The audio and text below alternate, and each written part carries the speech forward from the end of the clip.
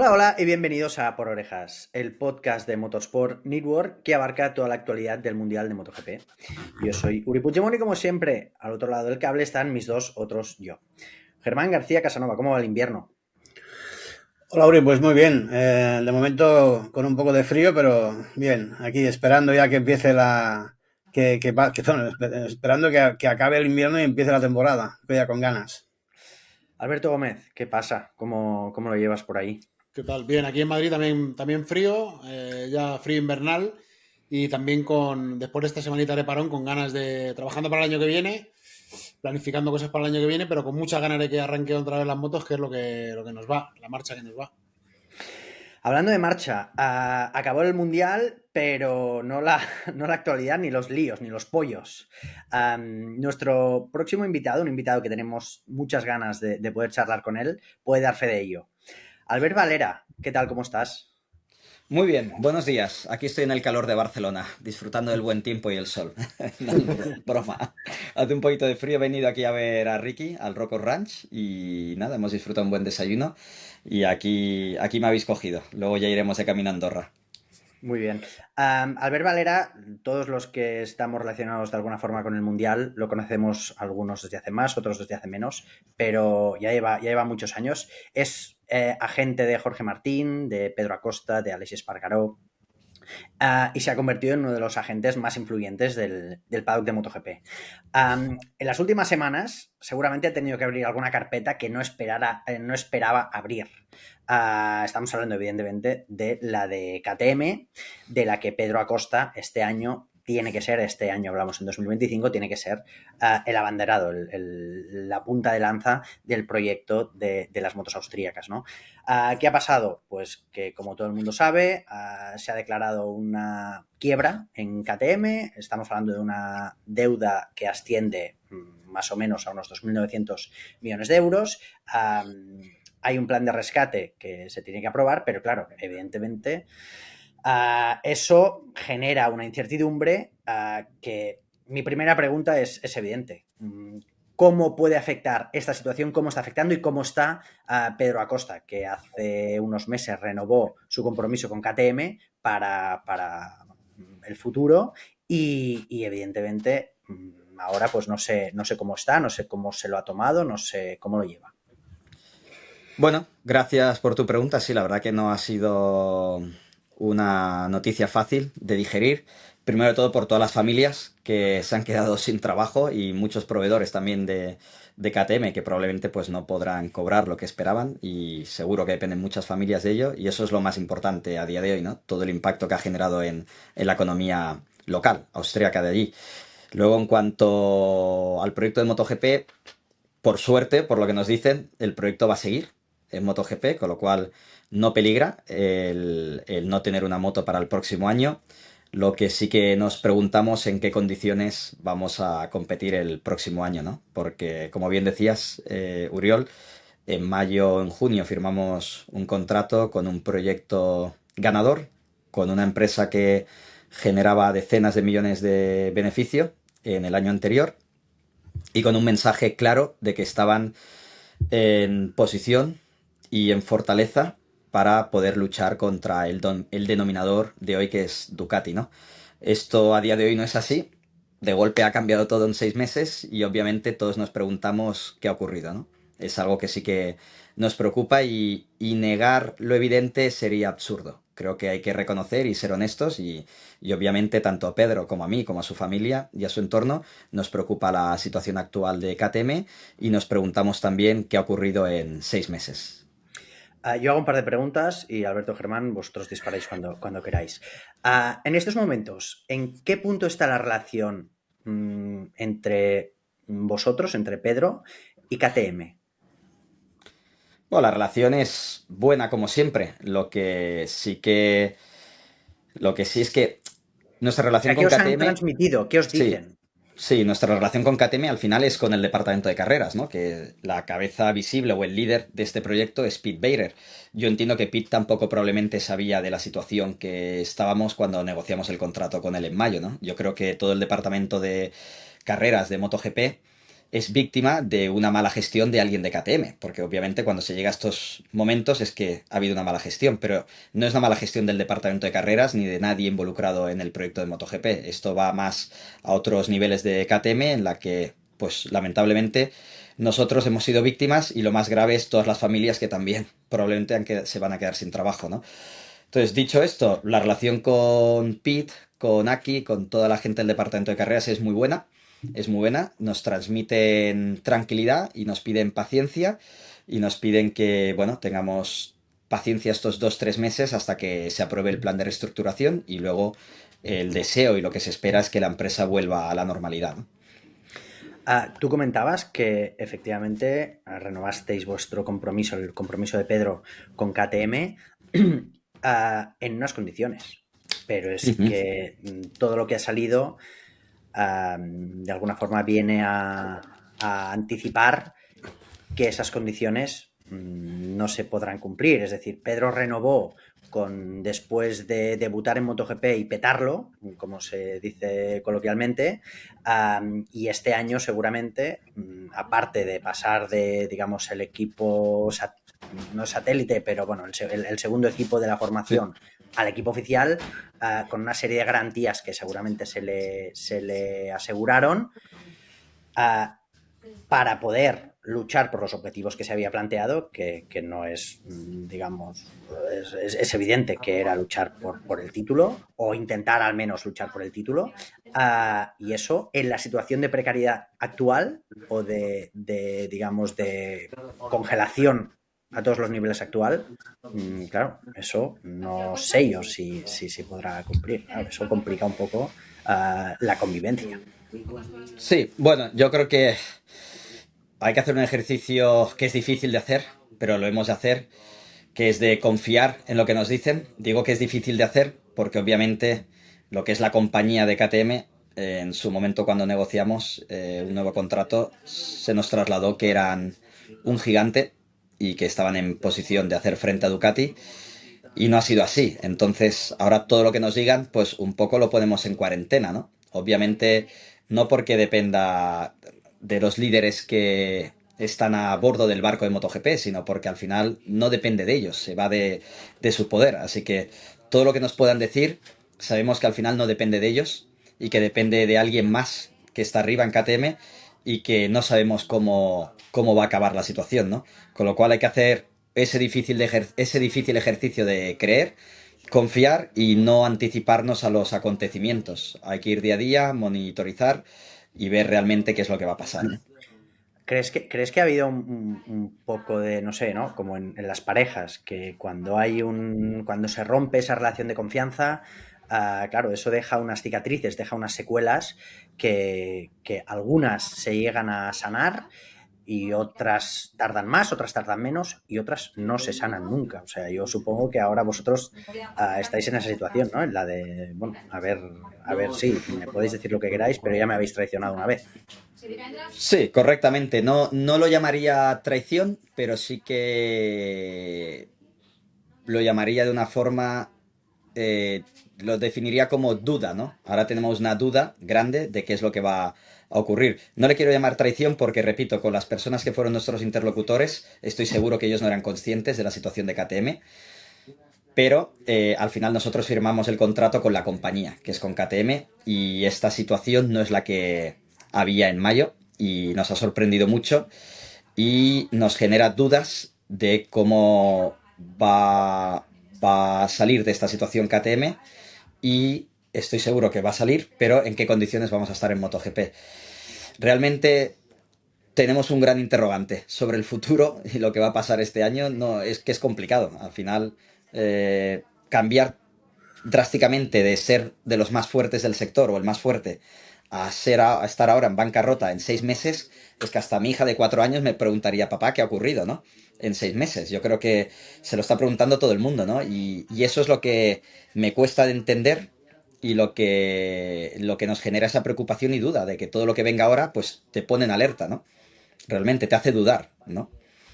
Albert, estás hablando en plural, evidentemente entiendo que hablas también de alguna manera en nombre de Pedro, Pero a mí me gustaría saber si tú has, evidentemente entiendo que sí, que has hablado con Pedro, él cómo está, ¿no? Cómo este golpe, de alguna forma, esta situación, a él cómo le ha afectado personalmente, a él y a su familia, evidentemente, de la que forman prácticamente un grupo que van a las carreras. Le hemos visto en las redes sociales, sigue entrenando, sigue con su habitual simpatía y tal, pero claro, es un golpe muy duro, ¿no? ¿Él cómo está? ¿Cómo lo está afrontando él personalmente? Pues Pedro está decepcionado con la situación. Él cuando firmó el contrato nuevo con KTM tenía la confianza en KTM y la promesa de KTM de que le iban a dar todas las herramientas para luchar por el Mundial, que es su deseo. Pedro es un piloto que ha nacido para ser campeón del mundo de MotoGP y ve que ahora en 6 meses ese proyecto que se le prometió, esa ilusión que tenía de ser campeón del mundo de KTM, pues se está desvaneciendo debido a la situación económica actual. No hay nada imposible en la vida, no podemos decir que sea imposible. Hoy de hecho está KTM haciendo test con Paul y con Dani, pero sí que es verdad que la situación no va a ayudar a que probablemente tengamos esas herramientas para luchar contra Ducati, ¿no? Alberto, Y, ¿alguna situación? perdón un momento, Alberto, que acabo en la misma pregunta. Tú dices que habéis hablado con la gente de KTM del reparto Corse, ¿no? O sea, del Sí, departamento de sí. carreras. ¿Ningún peso pesado de Peer Mobility de KTM ha hablado con Pedro? ¿Le ha llamado para intentarle transmitir un mensaje de tranquilidad? Nuestras conversaciones han sido tanto de Pedro como mías con Aki Ajo y con Pete Bader. Hay que agradecer que por parte de ellos están siempre disponibles para hablar con nosotros y nos transmiten tranquilidad. Nos han dicho que obviamente este plan de reestructuración va a ralentizar el desarrollo estos próximos 3 meses, cosa que entendemos y respetamos, porque entiendo que la situación que están ahora, hasta que no se entienda qué ocurre, pues no se pueden hacer pasos adelante. Pero para mí lo más importante y lo que quiero entender es qué va a ocurrir una vez el plan de reestructuración esté aprobado o, más grave, qué ocurre si el plan de reestructuración no lo aprueban. Esa pregunta es, o esa respuesta es la que necesito tener. O sea, necesito tener respuesta a esta pregunta, ¿no? ¿Qué ocurrirá en 3 meses o qué ocurriría si el plan de reestructuración no se aprueba? Porque estaríamos hablando que estaríamos empezando ya en el Mundial, ¿no? Y esto es lo que sí que necesito que sean más claros y nos den una respuesta. Pero repito, sé que no depende de aquí, sé que no depende de Pete. Mi intención es ver a Pete en los próximos días o semanas en persona, porque creo que es un tema suficientemente grave como para hablarlo únicamente por teléfono en 5 minutos. De esta respuesta final ante la situación de Peer Mobility, va a depender, me imagino, el futuro a medio y largo plazo, obviamente, de Pedro, pero ya a corto plazo, porque contractualmente yo no sé si esta situación que está viviendo KTM es una situación considerada de fuerza mayor y, como todos sabemos, y tú mejor que nadie, los contratos de los pilotos también están sujetos a una serie de cláusulas por las cuales el blindaje, en teoría, puede quedar se puede quedar roto ante una situación como esta, de una emergencia ante una bancarrota de una empresa y que puede quedar liberado. Esto puede indicar que incluso 2025 podría ser posible que si la respuesta no es la que tú esperas y tu piloto espera de KTM, pueda haber una ruptura prematura o no.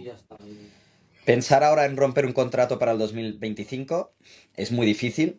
Creo que no tenemos que anticiparnos a los acontecimientos. Uno puede romper el contrato cuando hay un incumplimiento por parte de la otra parte.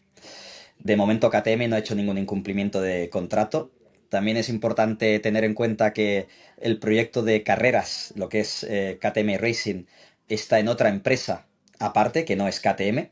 Obviamente todas dependen del mismo paraguas, pero la empresa que se está declarando hoy en concurso de acreedores no es la empresa de KTM Racing o la empresa de la que depende el proyecto de carreras, ¿no? Con lo cual en esa empresa no hay ningún incumplimiento ni ninguna situación de bancarrota o concurso de acreedores. Con lo cual no podemos anticiparnos a ningún acontecimiento. Ojalá no lleguen y no tengamos que estar situación, ¿no? Con lo cual te diría que para el 2025, de momento, todo sigue igual, a no ser que la situación empeore y se nos comunique por parte de KTM. Pero el mensaje de KTM es que ellos siguen en el Mundial y que ellos dependen del proyecto de carreras de MotoGP para dar más fuerza a KTM en el futuro, en el mercado. ¿Cuál es tu papel como manager? Porque claro, hablabas de ahora de estas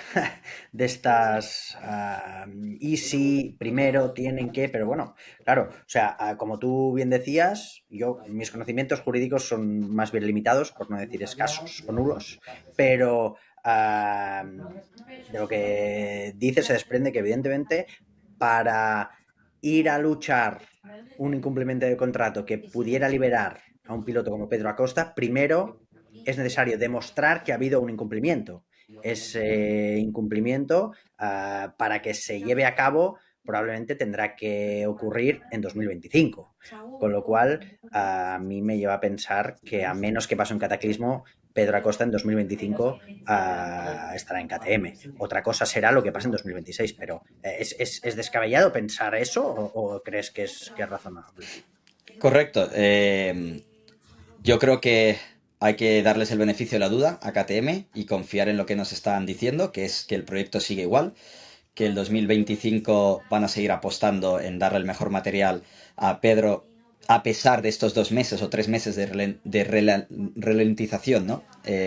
Debido al plan de reestructuración, pero la temporada es muy larga. Es verdad que la temporada empieza en marzo y si nos dicen que el objetivo es volver a la normalidad para el inicio de campeonato, queremos confiar en que tendremos la oportunidad de poder evolucionar durante el año, ¿no? Esto es lo que nos transmiten. Si obviamente lo que nos transmiten luego no es la realidad, pues veremos cuál es la situación y entenderemos qué oportunidades tenemos de futuro, ¿no? Pero no nos hemos de anticipar a cualquier escenario porque no sabemos qué va a pasar. No tenemos ninguna fuerza de tomar ninguna decisión si estamos en un escenario que de momento KTM está cumpliendo con todo. Y vamos a ver, depende de KTM el futuro de Pedro. Si KTM responde y le da a Pedro las herramientas que necesita para luchar por el Mundial, Pedro seguirá en KTM. Si KTM va para peor y no puede estar al nivel de que necesita Pedro para luchar contra los mejores, pues probablemente tendremos que tomar otras decisiones de cara al futuro, ¿no? Tenemos la suerte de que Pedro es un gran piloto o un campeón, ya lo hemos visto, que ha ganado en Moto 3, la Rookies, Moto 2, allá donde va gana, es joven, con lo cual no podemos tampoco permitirnos muchos riesgos de estar 2 años haciendo resultados pobres, si llegara el caso, y que afecta a su confianza, ¿no? Con lo cual vamos a ver qué ocurre. Ojalá sea cierto lo que nos dice KTM y vaya todo bien, queremos confiar. Y si no es así, pues no nos podremos permitir el lujo de tener 2 años con resultados pobres. Tendremos obviamente que empezar a buscar soluciones. Oye, os ha contactado Dorna, Carmelo Espeleta como jefe de CEO de Dorna.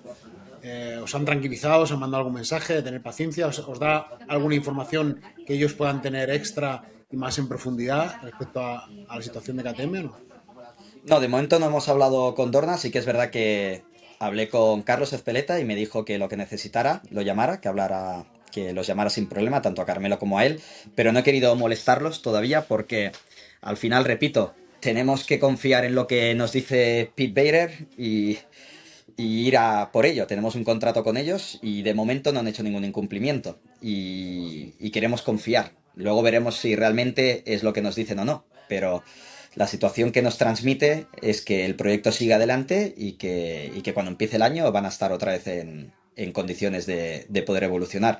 Hoy están en Jerez, repito, haciendo también a test, con lo cual es una situación que sí, suena grave, pero lo que se nos transmite desde adentro de KTM es paciencia y confianza. Con lo cual, con esos mensajes, no considero que tenga que ir a Carmelo o a Carlos a que me den más detalle de la información, porque no creo que sepan más de lo que ya me está transmitiendo Pete Bader. Y llevamos ya casi media hora de podcast y están los oyentes esperando la gran pregunta, ¿no? Ese rumor que ha surgido en torno a una llamada de Ducati, no se sabe muy bien si de Ducati hacia ti, de ti hacia Ducati. ¿Qué nos puedes decir de de este escenario? Bueno, te puedo decir que hablo con muchas fábricas constantemente porque tenemos buena relación y es una comunicación diaria que tenemos. Todas las fábricas me han contactado preguntándome cómo está Pedro y deseándome que esta situación no afecte a Pedro y me han dado el apoyo, todas las fábricas, y nos han deseado lo mejor. Y sé que todas las fábricas, en el momento que a lo mejor estemos en una posición que tengamos que buscar una alternativa, pues estoy seguro que también estarán abiertas a ayudar a Pedro. Pedro es un diamante, tiene 20 años, ha demostrado ya muchísimo y a cualquier fábrica le haría ilusión contar con los servicios de Pedro. Oye, antes de preguntar por tu papel como manager, ¿te Ujú. preocupa que por causas ajenas a su rendimiento directo pueda caer el valor de Pedro? Esto me preocupa, en cierto modo. Me preocupa porque sé que en este deporte, como en todos los deportes, vales lo que haces hoy. Si hay un piloto que me genera un poco más de tranquilidad en este aspecto es Pedro, por todo lo que ha demostrado con tanta juventud, ¿no? Estamos diciendo que tiene 20 años y ha ganado ya la Rookies, ha ganado el Mundial de Moto 3 y ha ganado el Mundial de Moto 2 con solo 20 años. Con lo cual, si hay algún piloto que a lo mejor me puedo permitir el lujo de aguantar unos meses más con unos resultados no esperables al nivel que tiene Pedro, es Pedro. Dicho esto, obviamente mi trabajo es asegurar una moto ganadora y un proyecto ganador para Pedro lo antes posible, ¿no? Entonces, si veo que esto va a afectar al nivel de Pedro, pues probablemente para el futuro empezaré a moverme ya en asegurarle un proyecto ganador si considero, o junto con Pedro, consideramos que KTM pues no está en la situación en el futuro para poderle ofrecer a Pedro lo que buscamos, que es herramientas para ganar el título mundial de MotoGP. Hablas de una reunión con Pete Bader en persona. Imagino que va por ahí la cosa, que quieres un poco un tete-a-tete, un cara a cara. ¿Vas a intentar abrir una vía de diálogo con el dueño de KTM, con Peter? Porque el año pasado, recuerdo que, bueno, el año pasado no, esta temporada pasada, en este 2024, recuerdo que Pedro nos comentó que en verano iba a ir a la fábrica, que quería hablar un poco con la gente de la fábrica y con Peter, que no lo logró y que después durante el Gran Premio de Austria también intentó hablar con él y tampoco lo logró. O sea, parece un poco como que le estuviera esquivando de alguna manera. No sé si en ese momento claro, no teníais la información que hay ahora y a lo mejor no se podía detectar esa especie de cobra, ¿no?, que estaba Sí, haciendo sí. Stefan Peter. Sí, bueno, nuestro canal de comunicación ha sido siempre con Pete Bader, con lo cual creo que hay que respetar esa posición y su rol, y creo que dependerá de Pete el decidir si debe también Stefan Peter hablar con nosotros o no, ¿no? En ningún caso quiero saltarme la posición de Pete y lo dejo en sus manos junto con Stefan Peter, que ellos hablen y consideren oportuno si también Stefan Peter debe hablar con el piloto y transmitirle un mensaje de tranquilidad y de confianza en cuanto al futuro de KTM, ¿no? Y otra pregunta que, a raíz de lo que estabas contando un poco, yo entiendo que, porque tú estás diciendo es que KTM de momento no ha roto o no ha incumplido ningún contrato, con lo cual la primera opción y clara es que Pedro va a correr con KTM en 2025. Pero claro, si tú dices que dentro de 2 meses, por lo que sea, no hay un plan de rescate para KTM, la empresa está en quiebra y cierra la barraca, ¿qué encaje podría tener? ¿Tú crees que a mí me cuesta pensar que una persona de tu talla, que es uno de los mejores managers de este deporte, Soy no, bajito, ¿eh? No soy no muy alto. tenga un plan B? ¿Has pensado en ese plan B? ¿Lo estás estudiando? ¿Lo estás mirando? ¿Cómo encajaría todo esto? Sí, obviamente he pensado en el plan B y, y algún plan C incluso, pero no me gustaría llamarlo plan C porque creo que hay que respetar a todos por igual. Pero obviamente si llegara a ese caso, yo creo que no va a llegar, sinceramente. Yo sí que estoy seguro al 100% que KTM correrá el próximo año en 2025. Si hubiera un desastre y ocurriera, estoy seguro que el campeonato y las fábricas saldrían al rescate y ayudarían a que Pedro tuviera una moto en 2025. Estoy al 100% seguro.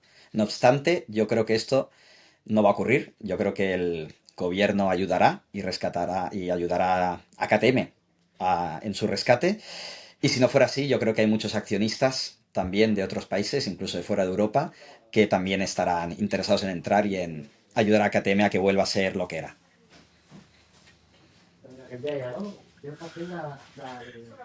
Bueno, hablamos también de otro de tus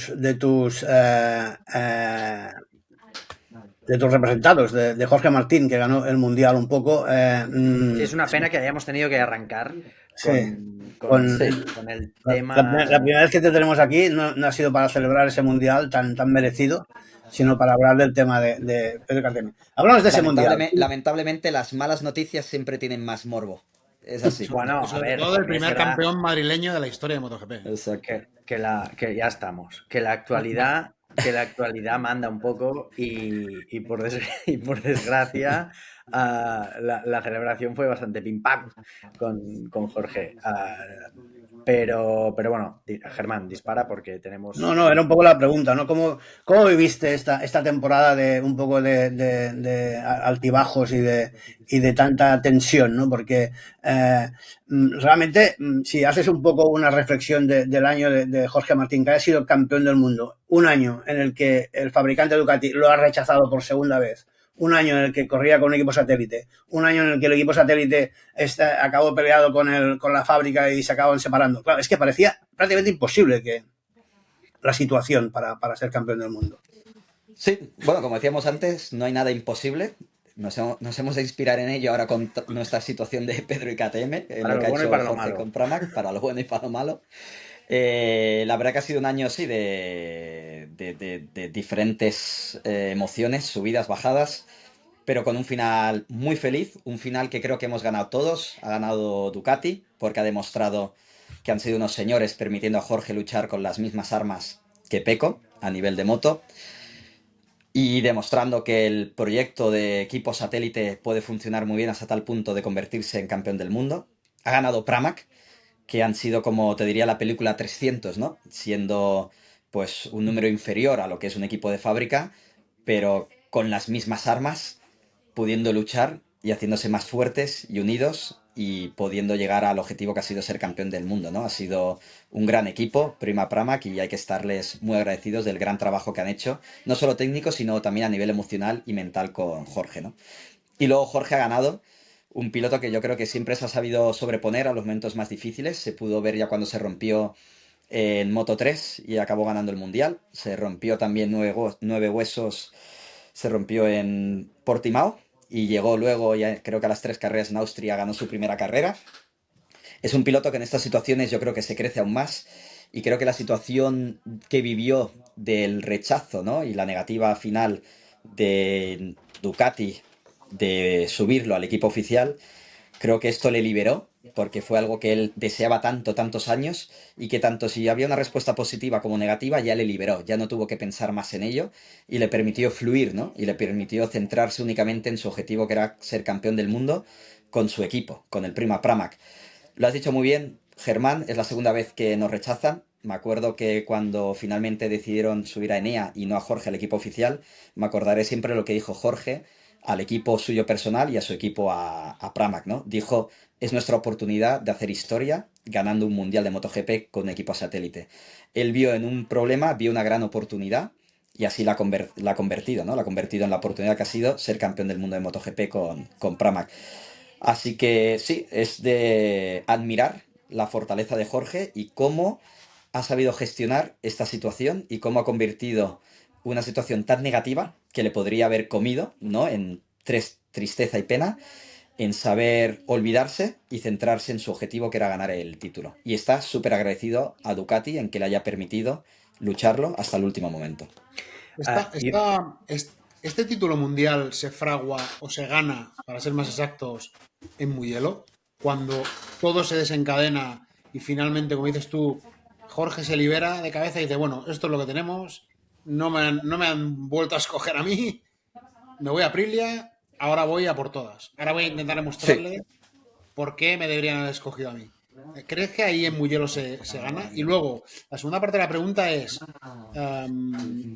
¿para ti también de alguna forma es una liberación? Porque me imagino que el carrusel y en la montaña rusa de emociones que has vivido esa temporada y sobre todo en ese proceso, que como manager, al final el manager, imagino, esto es más una reflexión, que es el que más está sufriendo en silencio toda esta situación de negociaciones que no le puedes transmitir directamente al piloto y que tienes que estar asimilando en tiempo récord cada 5 minutos y con unos enormes insabores. Yo, de hecho, en Montmeló te vi bastante tenso y afectado, me acuerdo, y en Mugello también, y creo que no has pasado un año bueno. Esta es, bueno, la segunda parte de la pregunta. Sí, la primera pregunta creo que Jorge Nadie se en acuerda ya de Mugello. la primera pregunta. No, sí, no, la primera pregunta Jorge en Mugello se liberó mucho, sí que es verdad, porque llevaba años queriendo subir al equipo oficial, llevaba años pensando, se convirtió al final en una obsesión el querer ir al equipo oficial y finalmente cuando hay la decisión, pues él se alivia porque es un tema que ya se libera de la mente, no tiene que pensar más en ello y es, me han querido, hubiera sido de lujo, no me han querido, lo acepto, lo respeto y voy a la mía, a ganar con mi equipo el mundial y luego a empezar un nuevo reto en Aprilia, ¿no? A donde realmente estén al 100% convencidos en mí y me den todo lo que necesite, ¿no? Y les haga ilusión tenerme al 100%, ¿no? Entonces, él vio ahí una gran oportunidad, vio el que ya no tenía que pensar más en ello y vio que no tenía que gastar más energía en pensar sobre su futuro. Su futuro estaba decidido y solo ahora tenía un objetivo desde Mugello, que era luchar por el mundial. Entonces, sí, él ganó gran parte del título liberándose de pensar sobre su futuro desde Mugello. La segunda pregunta, ¿cómo lo pasé yo? Sí, lo pasé bastante mal. En Barcelona todo parecía indicar que podíamos llevar a Jorge al equipo oficial, así se lo trasladé a Jorge y como manager es muy duro que un día le traslades al piloto que todo va viento en popa y vamos para allí y que en 4 o 5 días todo se tuerza y le tenga que transmitir al piloto que finalmente no vamos para allí. A mí me hizo mucho daño, me costó mucho decírselo y he de agradecer que cuando se lo dije, que se me estaba cayendo el alma al suelo, porque obviamente son pilotos que tienen muchísima ilusión en llegar al equipo de fábrica. Pudimos ver a Pedro el otro día, por ejemplo, lo ilusionado que estaba con los colores del Red Bull KTM. Era una ilusión para él enorme también llegar ahí. Y lo mismo era para Jorge, ¿no? Llegar también al equipo de rojo. Es que es lo que tiene sentido. Estás en el equipo satélite creciendo, viendo el equipo madre que está allí y tu objetivo es llegar allí, ¿no? Desde el equipo satélite. Pues cuando le dices que finalmente lo que parecía que iba a ser no es, pues duele mucho como manager transmitirlo, hay que hacerlo. Y he de reconocer que la respuesta de Jorge fue admirable y me dijo, Albert, no pasa nada, las cosas pasan por un motivo, vámonos a Aprilia y vamos a luchar por un mundial en Aprilia y hacer historia y vamos a hacer historia primero también con Prama que intentar ganar el mundial aquí también. Así que las cosas pasan por un motivo, él se liberó, se quedó súper relajado y has hecho muy buena pregunta porque sí, yo creo que le pude ver en ese momento lo relajado que se quedó cuando le di una noticia que era tan negativa, pues él lo sintió como alivio de que ya se había tomado la decisión y que se tenía que centrar en el futuro. Así que fue admirable y sí, creo que le dio un gran boost para luchar por el Mundial y una gran ilusión para afrontar ahora estos 2 años con Aprilia. Un futuro, al ver que pasa, evidentemente, por Aprilia, el lenguaje corporal de Jorge el martes en el test de Barcelona fue un poco de hacernos entender de que le había gustado la moto, ¿no? Ponía sonrisas, parecía que estaba contento. Pero claro, evidentemente no pudo hablar por un tema contractual. No sé si tú nos puedes dar un poco de luz sobre cuáles fueron sus comentarios y cuál fue su primera impresión de la Aprilia. Sí, a ver, no os puedo dar muchos detalles porque que hable yo es prácticamente como si estuviera hablando Jorge y aún no estamos a 1 de enero. Pero sí que os puedo decir que estuvo contento, se llevó una gran impresión. A nivel humano, tuvo mucha conexión con todo el equipo, con Fabiano también. Creo que ha sido una gran llegada a Aprilia. Y luego con la moto estuvo contento. No os puedo dar más detalles, pero le ve potencial y cree que puede hacer una gran temporada este año, ya este 2025. Oye, después de, perdona, una más muy rápida. Después de ganar el título, Jorge dijo que se iba a tomar un mes de tiempo para decidir si iba a llevar el 1 el año que viene. Ha pasado ya casi, no un mes, pero bueno, han pasado 3 semanas ya. La decisión ya tiene que estar a caer. Yo me imagino que tú la sabes, no nos la vas a decir, pero de alguna manera, ¿crees que le hace ilusión llevar el 1? ¿Crees que va a mantener su número, el 89? Un número que, por cierto, solo lleva desde que está en MotoGP, porque antes llevaba el 88. O sea, no es un número muy arraigado en su historia. Correcto, has hecho una buena puntualización, Germán. Su número natural es el 88. Luego, debido a que Oliveira tiene el 88, cuando llegó a MotoGP se puso el 89, un número que a mí personalmente me encanta, estéticamente, lo veo chulísimo y encima hemos ganado el Mundial de MotoGP con él. Así que es un gran dilema, si mantener el 89, que lo hemos llevado en nuestra lucha por el título mundial, o disfrutar del número 1, que es también una experiencia muy bonita, ¿no? Yo creo que estas últimas semanas acabará de decidir él. Creo que también es bueno que vea diferentes diseños también del número 1, lo que podría ser, y tiene que verlo y palparlo y sentirlo, ¿no? Y que decida finalmente si los número 1 que ve le gustan o prefiere quedarse con el 89. Yo creo que ahora que va a coger unos días de vacaciones, creo que va a acabar de decidir qué hacer. No estaría mal hacer un sondeo internacional con todos los fans de seguidores de MotoGP y hacer una acción, incluso buscar diseñadores, ¿eh? Para que se hagan un 1 ahí. Gratis. Podría ser, podría ser. Recuerdo que con Lorenzo hicimos algo Con similar Lorenzo en hicimos su una día. cosa. Sí, sí, sí. Estaba yo en Marca, me acuerdo, en aquella época, Sí, sí, sí, escrito sí. con los 4 periódicos deportivos de España. Sí, sí, sí, sí. Sería Yo, también yo, algo chulo. a mí por esto que dices, a mí, o sea, siguiendo lo que tú dices, me he perdido un poco porque yo pensaba que llevar el 1 o el año que viene era un poco decir, yo soy el campeón del mundo. Ducati no me ha querido, pero yo soy el campeón del mundo y tengo aquí el 1, ¿no? Todo el mundo lo sabe, evidentemente, que es el campeón del mundo, pero claro, cuando llevas el 1, durante 20 carreras, durante 40 carreras, durante 20 grandes premios, a nadie se le olvida. No Bueno, tiene ningún tipo, no es sí. Jorge un piloto de este perfil, ¿no? No, yo creo que el ser humano debe tomar las decisiones por amor y por pasión, no por ego. Yo creo que poner el número 1 en la moto por demostrar o recordar a Ducati que él es el número 1, creo que es un error, porque sería caer en el ego, ¿no?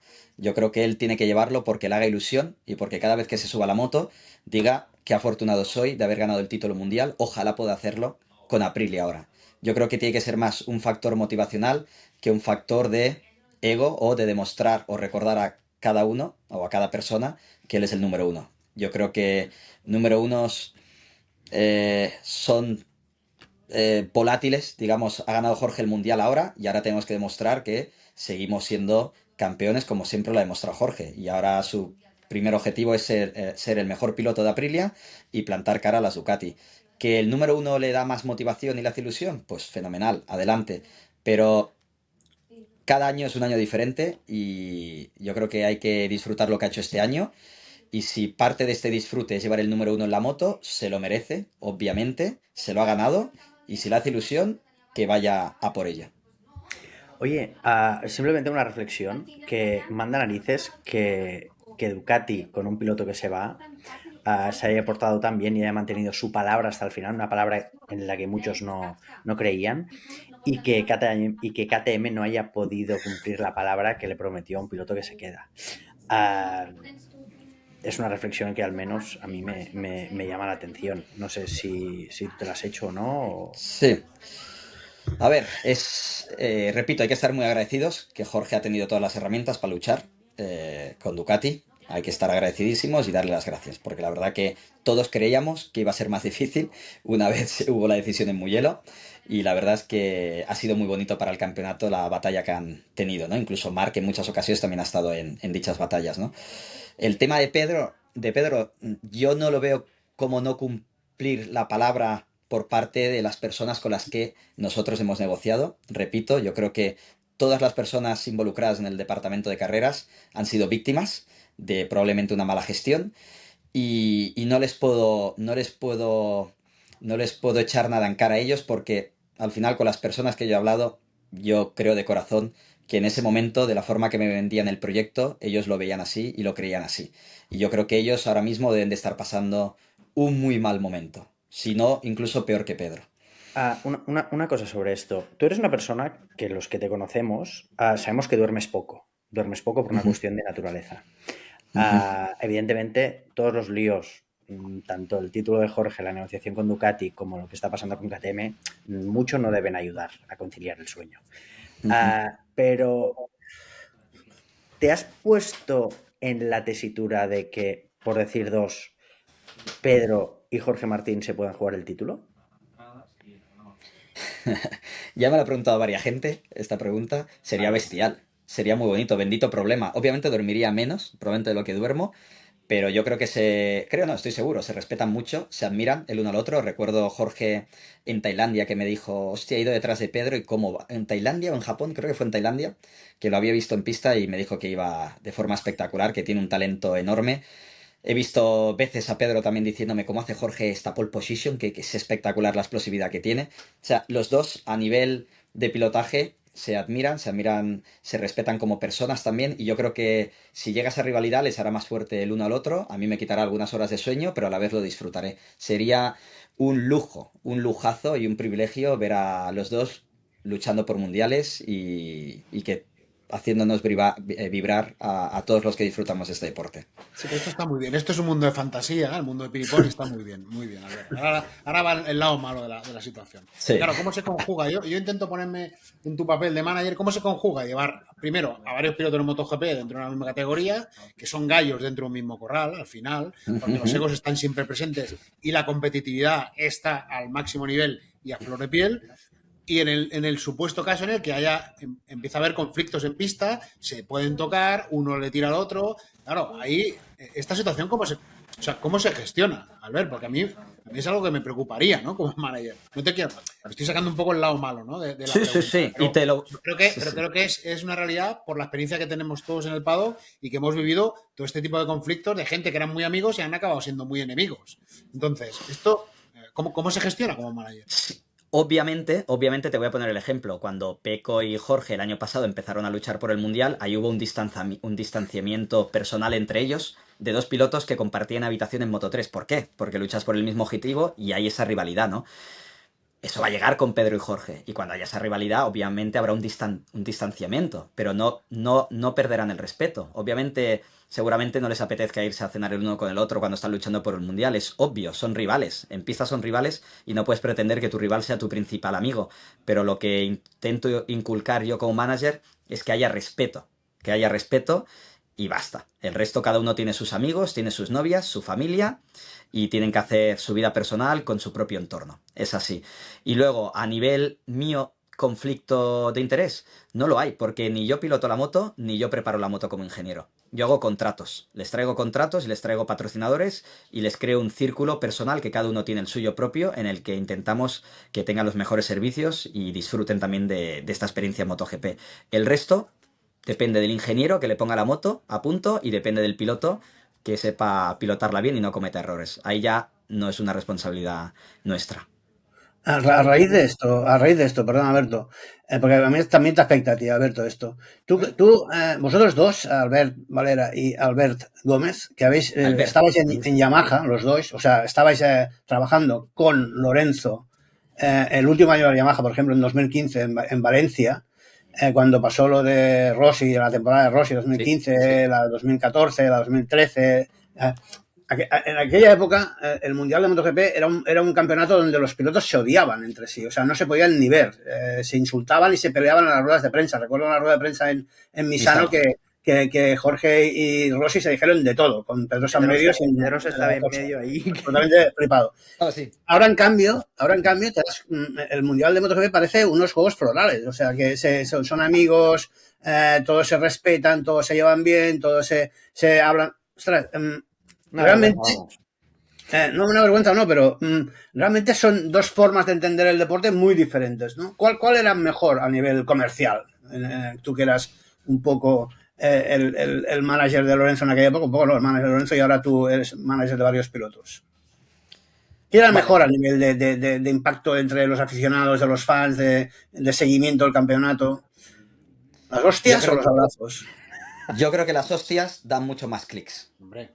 Es así. Las hostias dan mucho más clics y dan más de hablar. Es la realidad. Os pongo el ejemplo ahora del hormiguero y la revuelta que nos ha pasado, ¿no? Siempre que hay un lío, al final salimos en todos lados. Y con Lorenzo teníamos la especialidad de tener líos y de salir en todos lados. Cosa Él que era era, buena, él- bueno, era es que él mala, era pero a la vez era muy él buena. era un Porque chartista. estábamos, O sea, exacto, estábamos en boca de todos.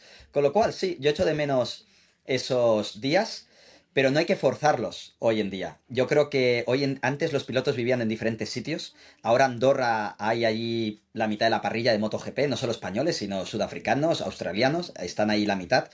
Y eso hace que al final te cruces, un día vayas a jugar a pádel, otro día vayas en bicicleta en grupo, y quieras o no que esas horas que pasan conjuntamente en ocasiones fuera del circuito hacen que no tengan una amistad, pero sí que tengan un mayor respeto y se corten más luego en el circuito a la hora de tener esos enganches o esas guerras personales, ¿no?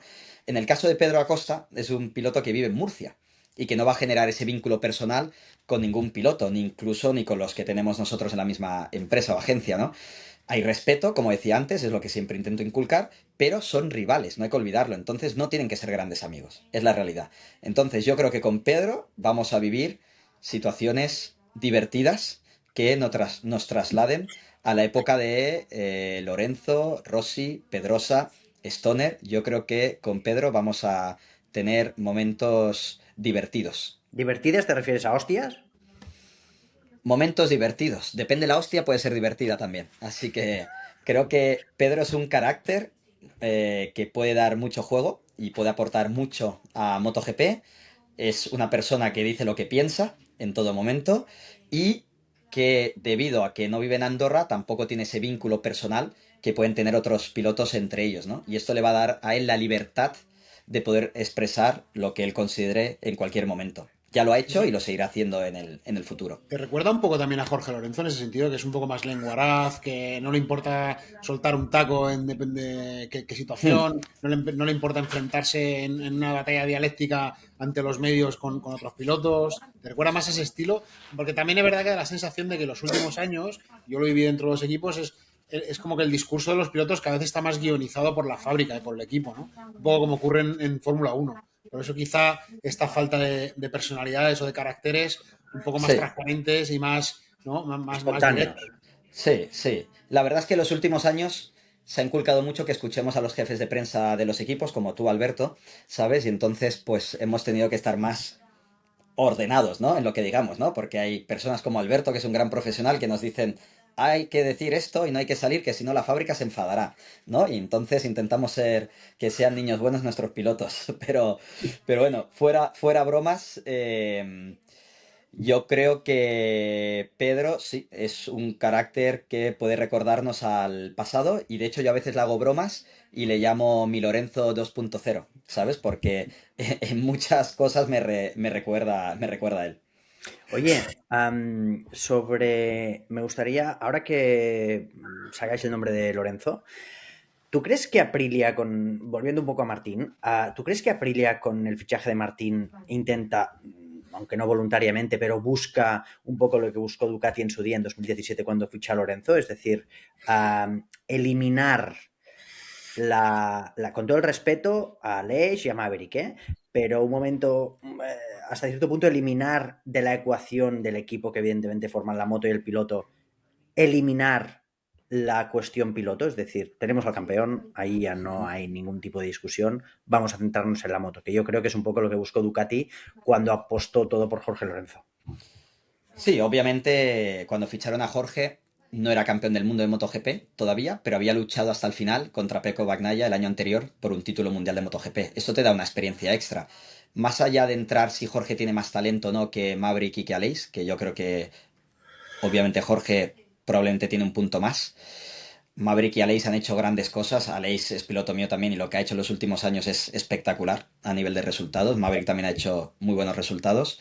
Pero yo creo que Jorge se puede ver que tiene un punto más, no solo de talento, sino de gestión, ¿no? De la situación, ¿no? De gestión de un campeonato entero. Hemos visto a Jorge este año que ha estado siempre en el podium, prácticamente, ¿no? Y yo creo que esta constancia es lo que probablemente Aprilia buscaba en su nuevo piloto, ¿no? Y creo que Jorge va a dar esa constancia que probablemente estaba Aprilia buscando en un piloto. Yo me ha quedado bailando un poco una frase que has dicho en la cabeza, Y la verdad es que me gustaría que me la aclararas, porque es que has dicho hace un momento que te costó mucho decirle a Jorge que Ducati había cambiado de opinión, ¿no? En Mugello. Entonces, mi pregunta un poco es, ¿quién crees que tomó esa decisión? Si fue una decisión tomada más desde un punto de vista deportivo o comercial, y sobre todo, que es la duda que me ha surgido, nadie de Ducati habló personalmente con Jorge para decirle que no iba a ser el elegido. ¿Te lo dijeron a ti y tú se lo tuviste que decir a él? Sí, la primera pregunta es si era un tema comercial o deportivo, Si crees, ¿no? no, quién crees ¿A tú quién que tomó? La tomó primera, que me esa has hecho tres. decisión Perdón, ¿quién tomó? y si fue más Sí, en sí. base Vale. a temas, a un tema deportivo o a un tema comercial? Vale, sí. ¿Quién tomó la decisión? No te lo puedo garantizar al 100%. Lo que te puedo decir que nuestro interlocutor fue siempre Gigi Daliña, y que es la persona, creo que junto con Claudio Domenicali deciden, con lo cual te diría que fue una decisión tomada entre Claudio y Gigi. Una vez vieron que Marc pues no aceptaba la condición de quedarse en Pramac con una moto oficial, ¿no? Yo creo que en ese momento entró un poco el pánico en Ducati y no se quisieron arriesgar a perder a Marc. Y el tema de nadie de Ducati habló directamente con Jorge para decirle que no iba a ser piloto de Ducati, te lo dijeron a ti y tú se lo Me tuviste que lo decir a él. dijeron a mí, me lo dijeron a mí después de la carrera y yo fui a hablar con Jorge. Pero sí, nadie ese día habló con Jorge, lo llamaron unos días después, pero obviamente Jorge ya desde el domingo después de la carrera ya sabía por mí que no iba a ser piloto del equipo de fábrica. Un poco, me deja un poco sorprendido esta respuesta, sobre todo porque Ducati siempre se ha distinguido y ellos lo han subrayado mucho por el gran trato que han tenido siempre con los pilotos y tal. Entonces, claro, no decirle a un piloto como Jorge Martín, que ha estado 4 años corriendo contigo, que no vas a estar en el equipo oficial, me sorprende un poco, vamos. Yo creo que hubo discrepancias sobre quién tenía que transmitir la noticia. No, hazlo tú, no, hazlo tú. Yo creo que fue todo muy rápido, creo que tomaron la decisión final después de la carrera de Mugello y creo que en ese momento, creo que la estrategia de ellos era hablar con Marc antes de comunicarle a Jorge que no iba a ser él el elegido, ¿no? Y obviamente nosotros forzamos el entender cuál era la situación y vimos que realmente pues la dirección iba a hablar con Marc, ¿no? Ya con esa actitud ya entendimos que Jorge no era la prioridad y no teníamos por qué esperar a entender qué iba a suceder en los próximos días, ¿no? Tomamos la decisión directamente de apostar por un nuevo proyecto donde estuvieran al 100% seguros de Jorge, ¿no? Con lo cual yo creo que fue eso, yo creo que tomaron la decisión probablemente de priorizar el hablar con Marc primero y luego ya pues comunicarle a Jorge la decisión final, ¿no? Y obviamente nosotros no quisimos esperar y nos movimos ya directamente con Aprilia. Porque la posibilidad de que Marc corriera en Gresini con una moto oficial, ¿tú crees que hubiera podido existir en algún momento? Yo creo que si hubiéramos comenzado las conversaciones a partir de julio, creo que a lo mejor hubiera habido más oportunidad, porque en dicho mes era cuando Pramac tenía que decidir si se iba a Yamaha o se quedaba en Ducati. En el supuesto caso que Pramac hubiera decidido irse a Yamaha, pese a la decisión final de los pilotos con Ducati, pues yo creo que en esa situación a lo mejor sí que hubiera quedado una Ducati libre para Gresini, oficial, y Marc hubiera aceptado, pero es algo que yo no puedo decir ni en boca de Pramac ni en boca de Marc porque no estoy en sus mentes ni estoy autorizado para hablar por parte de ellos. Da la Pero Aparte, sensación no hay que de... olvidar el interés de VR46 y de Ducati en intentar, también, digamos, hacer el vínculo más potente, como se verá a lo largo del medio plazo, que Ducati tiene mucho interés en intentar estrechar los lazos con VR46. Alberto, perdón. también, No, pero es también, que sí. a mí desde fuera me da la sensación de que Ducati tiró por el camino fácil cuando ellos sí que tenían un poco las cartas encima de la mesa y podían haber jugado lo que quisieran. O sea, es decir, entre tener 4 motos oficiales o poner 5 en liza, a mí no me parece que fuera un plan descabellado y un gran esfuerzo económico o de recursos técnicos. A En mí- cambio, Ducati tiró por la calle en medio. Y dijo, A mí me dijeron que era una Marc, cuestión, y lo pregunté tal cual, porque esta reflexión yo también me la hice en su día, sobre todo a costa de de poder perder al campeón del mundo o al posible campeón del mundo, como se ha comprobado que era Jorge Martín, ¿no? Pero me dijeron que era una cuestión de matemática y de motos. Es decir, ellos tenían que colocar todas las motos de 2024 en 2025. Básicamente es eso. Ellos no pueden o no quieren, una cuestión económica, que se queden motos libres. Ellos lo que quieren es colocar todas las motos este año, el año que viene. Entonces, Pues les ha quedado una moto libre, ¿eh? Les ha quedado una moto libre porque tienen 6 motos, 324 y 325. Sí, Aunque ahora sí, dicen sí. que la 25 tiene el mismo motor que la 24, pero bueno, no sé, nunca se sabrá esto. No lo sé. Yo os puedo decir que mirando atrás, si pudiera volver atrás, hubiera intentado a lo mejor posponer la decisión a julio y creo que a lo mejor hubiéramos estado en un diferente escenario. Si un error cometí, creo que fue el no valorar, el esperar hasta julio. Todo tiene sus pros, sus contras, como decía Alberto, en Mugello se liberó Jorge también y se centró ya en el futuro. Pero a lo mejor el haber empezado las negociaciones más intensamente en julio en lugar de mayo, creo que a lo mejor esto pues hubiera tenido un final diferente o no lo sabremos nunca, pero si pudiera volver atrás, creo que lo hubiera intentado al menos moverlo a julio. Yo esta propuesta la he hecho muchas veces, desde hace muchos años, que es Ya sabía yo que iba a salir esto. lo de las ventanas de fichajes. ¿Tú crees que, como manager, crees que se tendría que instaurar unas ventanas para poder fichar a pilotos y poder negociar? O sea, por ejemplo, desde el 1 de septiembre hasta el 30 de octubre. Y fuera de aquí, cualquier negociación o cualquier fichaje acarrearía sanciones o no sería viable. Como pasa en el fútbol, vamos. Sí, yo estoy de acuerdo, creo que se debería hacer. Yo las haría desde el 1 de agosto al 30 de septiembre, por ejemplo. Sí, bueno, Porque luego ya octubre es muy tarde, pero sí, yo creo que agosto y septiembre son buenos meses, le das la tranquilidad a los pilotos que se centren al inicio de campeonato en disfrutar y en encontrar su puesto a punto, porque hoy en día empiezas ya la primera carrera ya pensando en quién va a ser el primero en firmar, o ya ha firmado uno y ahora ya va a firmar el otro, y empiezas el mundial sin disfrutarlo, porque estás pensando más en quién va a firmar antes el contrato, si el otro piloto firma antes que tú, si luego porque firma el otro tú tienes menos poder de negociación, hay un estrés ahí ya de inicio que yo creo que no ayuda. Se empezaba a negociar Sí. y a hablar un poco a la altura de Breno. En Breno. Sí. Entonces, ahí empezaban un poco las negociaciones y este frenesí se ha desbocado. Yo recuerdo también hablando en el pasado con David de Brivio que él propugnaba mucho el tema del discurso de las ventanas.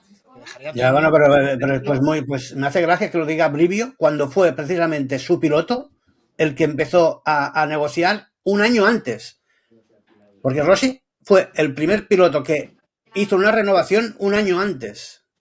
Pero es una renovación, bueno, es una renovación todavía, pero sí, pero es una renovación, pero ya cambiar de equipo, hablar un año antes, cambiar de equipo. Fernando Alonso firmó en 2005 como piloto de McLaren. O Hamilton con Ferrari, por ejemplo. Exacto. Y luego hemos visto que Carlos Sainz ha hecho resultados de sobras para merecerse el sitio, ¿no? Y seguir en Ferrari, ¿no?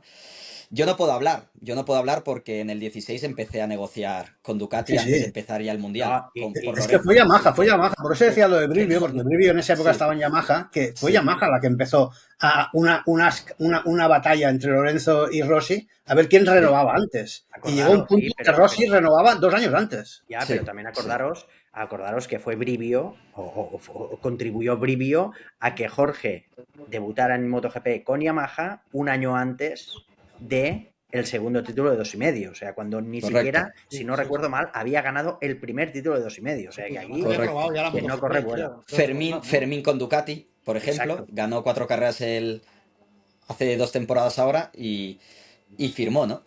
Luego veremos realmente si es una buena decisión o no, pero al final demostró que tenía el talento y la velocidad y lo firmó. Yo creo que cuando suben pilotos de Moto2, bueno, es entendible porque cuando ves el talento lo detectas y lo quieres asegurar, pero sí que yo por mi parte respetaría el que hubiera y aceptaría que hubieran ventanas de negociación. Creo que sería bueno para todos. La última, va.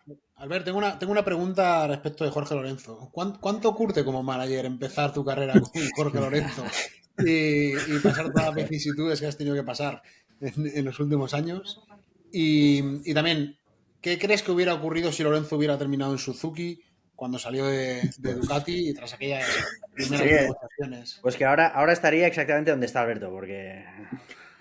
En Dubái o en Dura Suiza. vida, dura vida. Dura la vida.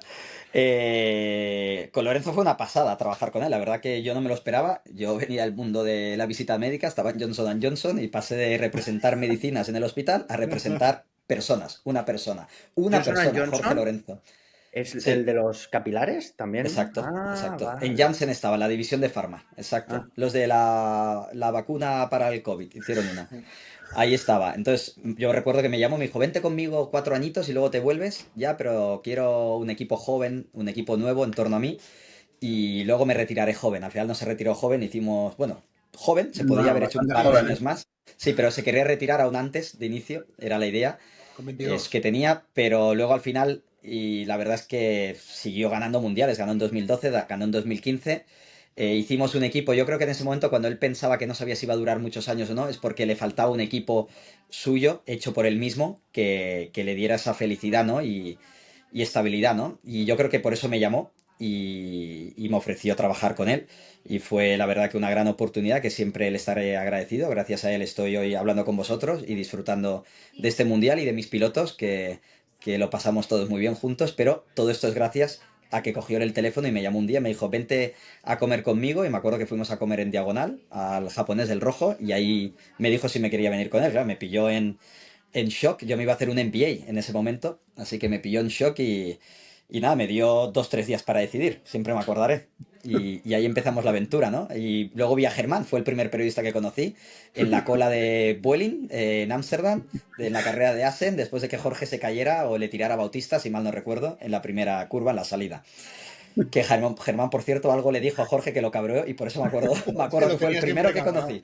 ya El me primero que extraña. conocí. No, es que le molestaba mucho que le dijeran las verdades a Jorge. A Jorge, ¿no? Sí, algo le dijiste que lo calentaste, Seguramente. Bueno, oye, pero pues bien, vamos a bien, la verdad que dejarlo. a partir de ahí hicimos un equipo nuevo, muy guay, y mucha gente de ese momento, de que empezó con nosotros en ese momento, pues siguen hoy en el paddock y algunos siguen trabajando también conmigo, juntos, en el equipo y dando servicio a otros pilotos, ¿no? Gracias a él hicimos un gran equipo y nos dio muchas experiencias. Jorge era, para lo bueno y lo malo, era fuego, siempre. Y la verdad que tenías momentos de estrés que te curten, pero momentos de mucha diversión. Y Alberto lo sabe, que vivió ahí en Yamaha con nosotros. La verdad que había Hostia, momentos que nos lo pasábamos muy bien, porque éramos un equipo diferente, personal, ¿no? Y guay, la verdad que muy guay y nos ha dado muchísima experiencia. ¿Y qué hubiera hecho con la Suzuki? Pues yo creo que hubiera luchado por el Mundial, igual que con la Yamaha. Lo que pasa que él tenía la ilusión ya desde hacía años de vestir los colores de Honda Repsol. Él quería probar Honda antes de retirarse y al final había que respetarlo. Yo creo que era un desafío que él quería hacer, como hizo el de Ducati, y fue una lástima, yo creo, que llegara medio lesionado por la caída que tuvo con Ducati y que luego en Qatar, que empezó muy bien el viernes, se llegó a colocar primero los entrenos del viernes, se cayera también en Qatar y de ahí ya pues perdió un poco la confianza y luego en el test de Barcelona y la carrera de Assen pues se hizo daño. Se hizo daño, fueron 2 hostias seguidas muy duras, que ahí se hizo daño, le afectó una vértebra y ahí ya perdió ya toda la confianza, ¿no? Y fue lo que le llevó a tomar la decisión de parar. Fue muy mala suerte. Yo creo que con Honda, él por talento hubiera sido capaz también, igual que hizo con la Ducati, de demostrar que la podía llevar también y luchar delante. Ah, oye, vamos a dejarle ya, que este Sí, señor ha sí, venido aquí y lo tenemos aquí secuestrado. sí, sí. Tranquilos. Germán, Alberto, muchas gracias. Hablamos 14 millones de veces entre nosotros a lo largo del día. Y Albert, muchísimas gracias por atendernos en un momento tan complicado para ti y mucha suerte en lo que te viene, sobre todo de aquí. No sé si tienes previsto esta visita antes de que termine el año, en cualquier caso, si es antes o después, mucha suerte. Si necesitas que vengamos a hacer ruido, ahí estaremos. Y nada, esperamos verte con buenas noticias. No sé si irás a los test de pretemporada, si no, te veremos en Tailandia en la primera carrera del año. Lo dicho, muchas gracias por estar con nosotros y que tengas mucha suerte a lo largo de este invierno. A los que nos escucháis, lo de siempre. Muchas gracias por estar ahí, seáis 3, 300 o 3000. Cuidaros mucho y taparos. Gracias a vosotros y gracias a todos. Muchas gracias.